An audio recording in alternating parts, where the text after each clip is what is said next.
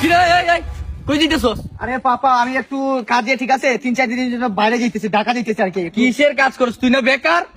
পাপা সব কিছু তো বলা যাবে না, আমার যাইতে হবে তাড়াতাড়ি। আরে কিসের জন্য যাইতেছস তুইটা কো?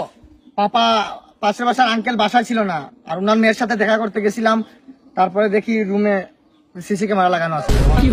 জানি না। এরকম একটা কুলাঙ্গার সন্তান আমি জন্ম দিছি, আমি আগে যদি জানতাম জন্ম হওয়ার সাথে সাথে মাইরা ফেলাইতাম। এই কাজটা করছিস তুই আমার একটা মেয়েকে ভালো লাগতে পারে না পাপা, স্বাভাবিক, এই জন্য আমি ভালোবাসতে পারি না। তুই বাসায় যাবি তাও আবার ছি ছি ছি ছি ছি আমার মাথাটা তুই এখন মাটিতে নামাই দিছ। এমন কোনো উপায় পাইতেছি না, কি করবো, এটা ভালো বুদ্ধি দিবা তা না তো তুমি ই করতেছো। এত পরিশ্রম করে আমি তোরে বড় করছি আর আমার আজকে তুই নামটা বদনাম করতেছস। কি করবো আপা, ভালোবাসা তো আর ই তুকায় না, নাম জাত তুকায় না, ঠিক আছে। আর কে জানে সব জায়গায় সিসি ক্যামেরা লাগানো। ওর পাকুটায় গেছিলাম, ওইটা তো সিসি ক্যামেরা লাগানো। ওর বাথরুমে গেলাম, ওইটা তো সিসি ক্যামেরা লাগানো। ওর রুমে সিসি ক্যামেরা লাগানো। আরে কত বড় খারাপ, ওর বোর রুমে সিসি ক্যামেরা লাগানো।